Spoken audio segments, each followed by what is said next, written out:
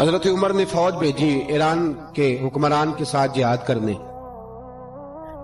ایران کے بادشاہ نے 2 عیسائی جاسوس بھیجے، کہنے لگا ذرا پتہ تو کرو مسلمانوں کا رات کا طریقہ کیا ہے، میں صف بندی کراتا ہوں۔ وہ ساری رات صف بندی کراتا رہا، 2 جاسوس آئے مسلمانوں کی معلومات کرنے۔ معلومات کر کے جب واپس گئے تو حضرت عمر فاروق رضی اللہ تعالیٰ عنہ کے سپاہیوں کو دیکھا، غور سے پلٹے۔ تو بادشاہ کہنے لگا کیا حال دیکھ کے آئے ہو؟ کہنے لگا سارے مسلح پہ بیٹھے ہوئے ہیں، جتنے گھنٹے ہم وہاں رہے ہیں مجاہدین مسلح پہ رہے ہیں، یوں لگتا ہے جیسے ان کا دنیا داری سے کوئی تعلق۔ اور کہنے لگے بادشاہ کوئی ایسی طاقت ہے جس کو وہ بلا رہے تھے، کوئی ایسی قوت ہے جس کو وہ پکار رہے تھے، ہمیں بھی وہاں کھڑے ہو کے محسوس ہوتا تھا کہ ہاں کوئی ہے جو آ جائے گا ان کی مدد کے لیے، کوئی ہے جو پہنچے گا ان کی مدد کرے گا۔ ایران کا بادشاہ کہنے لگا مجھے سمجھ آ گئی ہے، وہ جسم کی طاقت سے ہی نہیں لڑتے، وہ کوئی غیبی طاقت ہے جس سے وہ لڑتے۔ بھائی وہ غیبی طاقت بھی تو ہمارے پاس ہم نے ناراض کر لیا نا، وہ بھی تو نہیں نا، مسجد کا رخ بھی تو کوئی نہیں۔ اور میں نے پچھلے جمعے بھی کہا تھا، پھر کہتا ہوں، وہن ہو گیا امت کو۔ نبی پاک نے فرمایا امت کو وہ کیا ہے، دنیا سے محبت ہو گئی ہے، موت سے کراہت ہو گئی، وہن ہے۔ صحابہ کرام کو موت سے بڑا پیار تھا، موت سے بڑی محبت کر، ہماری طرح نہیں، وہ کہتے تھے مریں گے تو منو مٹی، تو وہاں ٹھیک ہے عذاب قبر حق ہے، لیکن میں کہا کرتا ہوں سالوں کے بعد جو پردیس سے ماں کے پاس آئے، ماں اسے عذاب نہیں دیتی، اس کا ماتھا چوما کرتی ہے۔ اور بھائی جو رب کریم کی بارگاہ میں جائے گا تیرا کیا خیال ہے، گل سڑ جائے گا؟ مدینے والے حبیب نے فرمایا قبر المومن روضۃ من ریاض الجنہ، فرمایا میرا مومن جب قبر میں جاتا ہے تو اللہ جنت کے سارے دروازے کھول لیتا ہے، وہ تو اللہ کی رحمت میں پہنچتا ہے۔ کون کہتا ہے مومن مر گئے، وہ تو قید سے چھوٹے اپنے گھر گئے۔ کون کہتا ہے قبر میں عذاب ہے تو صرف عذاب ہی ہے، ہاں مجرم کو سزا ملے گی، لیکن مومن ہمیشہ جہنم میں، وہ بالآخر جنت میں جائے گا، بالآخر جنت میں جائے گا۔ اور کسی درویش نے بات کی، وہ کر کے چلے گئے، بر کمال ہی کر گئے، کہنے لگے دوزخ میں میں تو کیا، میرا سایہ نہ جائے گا، کیونکہ رسول پاک سے دیکھا نہ جائے گا۔ نبی پاک سید عالم علیہ السلام کے غلام تو دیکھو نا، ساری زندگی عمر فاروق بخاری پڑھو تو صحیح، ساری زندگی عمر ہر نماز کے بعد کہتے تھے اللہم ارزقنا شہادت فی سبیلک، اللہ بسترے پہ موت نہ دینا، موت مجھے شہادت کی دینا۔ حضرت سیدنا مولا علی شیر خدا کرم اللہ تعالیٰ وجہ الکریم ساری زندگی کہتے رہے اللہ علی نے میدان میں عمر گزاری ہے، اسے شہادت کی موت عطا فرما۔ وہ بھائی یہ تو شہادتیں مانگنے والے۔ حضرت امام حسین میدان کربلا میں کھڑے تھے، شمر کہنے لگا حسین تیری چاروں جانب موت ہے، تو آپ فرمانے لگے تجھے ابھی ہمارا پتہ ہی نہیں، موت سے تو ہمارا پیار چلتا ہے، اور فرمایا یہ شہادت تو ہمارا پیچھا کرتی ہے، پہنچ جاتی ہے جہاں ہم ہوتے ہیں، موت سے ڈرا رہا ہے۔ مسلمان کا مرنے کو دل نہیں کرتا، ورنہ وہ اتنی بڑی کوٹھی میں کون رہے گا؟ مرنے کو دل اس لیے نہیں کرتا کہ وہ جو 6 کروڑ 10 کروڑ ڈالر لوٹ کے رکھے، مر گئے تو کھائے گا کون؟ وہ فقیر فاقہ مست تھے، ان کا گھر ہی کوئی نہیں تھا، ان کے بینک بیلنس ہی کوئی نہیں تھے، وہ کہتے تھے گھر ہمارا ہے وہ جو ہمارے رب نے تیار کیا ہوا ہے، ہمارا بینک بیلنس ہے وہ جو ہمیں جنت میں جا کے ملے گا۔ ان کا تو یہ کھاتا ہی کوئی نہیں تھا، اس لیے وہ شہادت کی۔ حضرت عمر بن جموع رضی اللہ تعالیٰ عنہ میدان احد میں 4 بیٹے لے کے آئے۔ کتنے بیٹے؟ بول کے بتائے۔ 4 بیٹے لے کے عمر بن جموع آئے، اور خود ایک ٹانگ سے لنگڑے سے آپی ہے، ٹانگ چھوٹی ہے، حضور کے سامنے کھڑے ہوئے کہا محبوبہ میرے 4 ہی تھے، میں 4 لے آیا ہوں، قبول کر لیں۔ تو حضور نے فرمایا تو کیوں تلوار اوڑے آیا ہے، یہ تو نے کیوں گلے میں اسلحہ ڈالا ہوا ہے؟ کہا یا رسول اللہ میں نے بھی تو جانا ہے نا۔ تو حضور نے فرمایا 4 بیٹے جو ہیں۔ تو حضرت عمر بن جموع نے بات کی، صحابہ کہتے ہیں ہم لبوں سے مسکرا رہے تھے، آنکھوں سے رو رہے تھے، کیا عجیب انداز ہے۔ حضور نے فرمایا عمر 4 بیٹے جو آ گئے تو تو رہنے دے۔ حضرت عمر رو پڑے، کہنے لگے محبوبہ کیا لنگڑے جنت میں نہیں جائیں گے؟ کیا حضور میں لنگڑا ہوں تو میرے لیے جنت کوئی نہیں؟ میرے حبیب پاک سید عالم صلی اللہ علیہ وسلم نے فرمایا عمر تو ضرور جنت میں جائے گا۔ کہا محبوبہ پھر بچے بعد میں جائیں گے، میں پہلے میدان میں جاؤں گا۔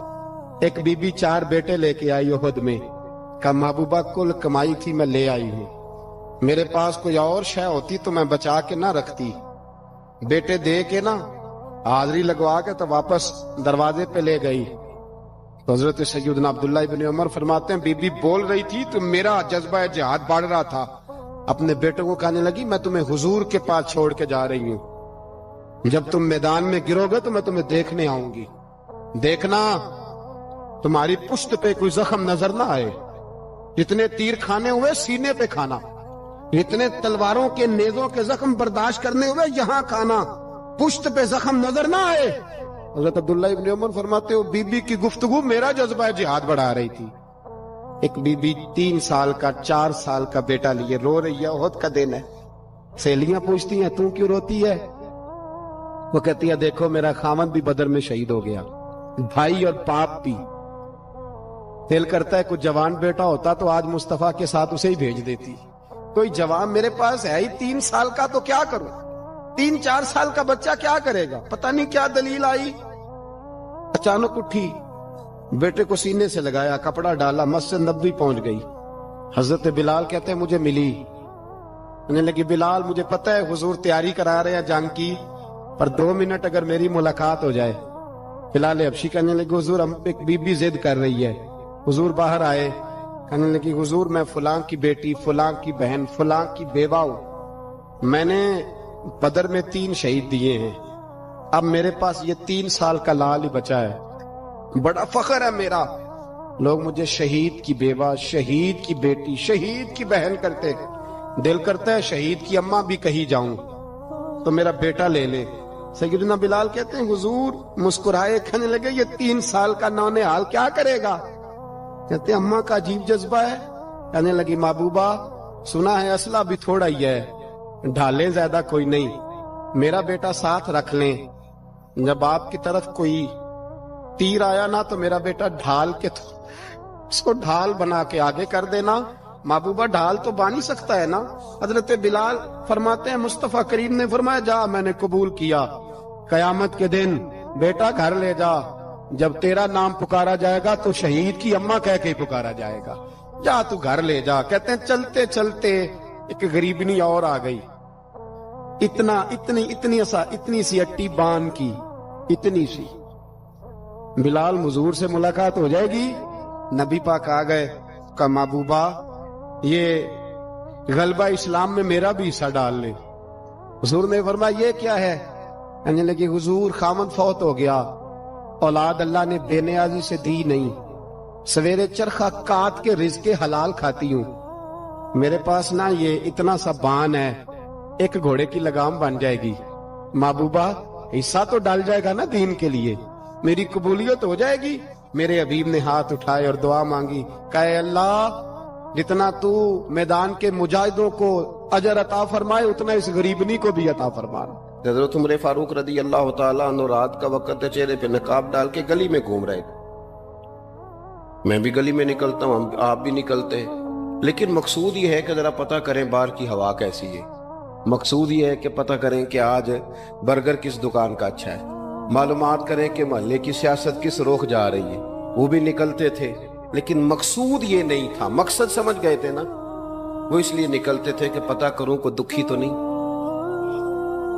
کوئی تکلیف میں تو نہیں، کوئی آزمائش میں تو نہیں۔ دیکھیں نا کام وہی ہے، میں بھی کرتا ہوں، آپ بھی کرتے ہیں، ساری دنیا کرتی، لیکن وہ ایکم احسن عملا، کردار کس کا ستھرا ہے، ذہن کس کا اونچا ہے، ذوق کس کا بڑا ہے۔ زندگی وہ بھی بتا گئے، ہم بھی گزار رہے ہیں، لیکن وہی کمزور باتیں اور وہی روایتی گفتگو اور وہی لب و لہجہ اور وہی دنیا داری کے مخصوص سی ہماری گفتگو، فلاں کیا کر رہا ہے، کہاں پہنچ گیا، اگر پیسے کسی نے نہیں کمائے تو کہاں نکھٹو ہے تب نہیں کمائے، اور اگر زیادہ کما لیا تو کہنے لگے 1 نمبر طریقے سے تو نہیں کمائے جا سکتے، یہ کوئی غلط رستہ بڑی گفتگو ہے، بس نشستن گفتن برخاستن۔ تو اعلیٰ کام، اعلیٰ کردار ان لوگوں، حضرت عمر گزر رہے تھے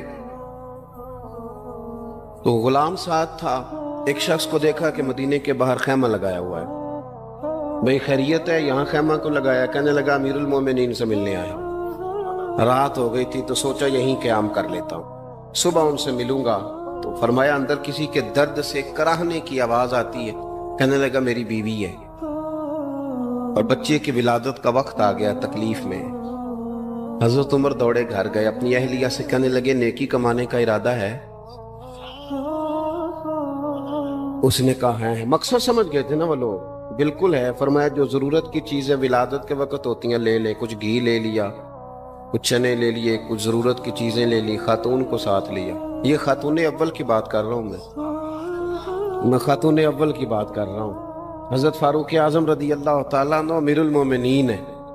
हजरत उमर ने अपनी अहलिया को साथ लिया, जहां वो शख्स था वहां आए। अहलिया ने हजरत उमर के जिम्मे काम लगाया, आग जला लें, ये तेल ले लें, फलां फलां चीज घी में डाल लें, बनानी शुरू कर दें। फारूक आजम ने हाथ के अंदर पकड़ा हुआ बर्तन, चमचा, डोई भी आख ली दे, पंजाबी है ना, तो वो काम कर रहे हैं, चला रहे हैं, आग जला रहे हैं।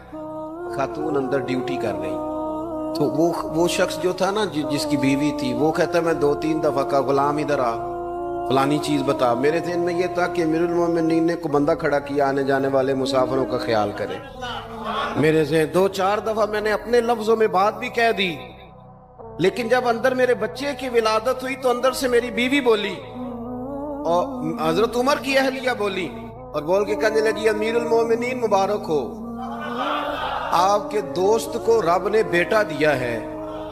वो शख्स कहते हैं मैं बाहर खड़ा था, वजूद तड़प गया, आंखें बरस पड़ी, कभी नहीं रोया था पर कैफियत अजीब बन गई। कोई तकरीर नहीं सुनाई, कोई आला शेर नहीं उन्होंने पढ़ा। मैंने जूं लेकर उनके सर से पांव तक देखा। मैंने कहा ये वही शख्स है जिसका नाम ले तो कैसर और किसरा कांप जाते हैं, ये वही शख्स है। मैंने जुमे में कहा था कि रोब कपड़ों का नहीं होता, रोब तो दयानतदारी का होता है।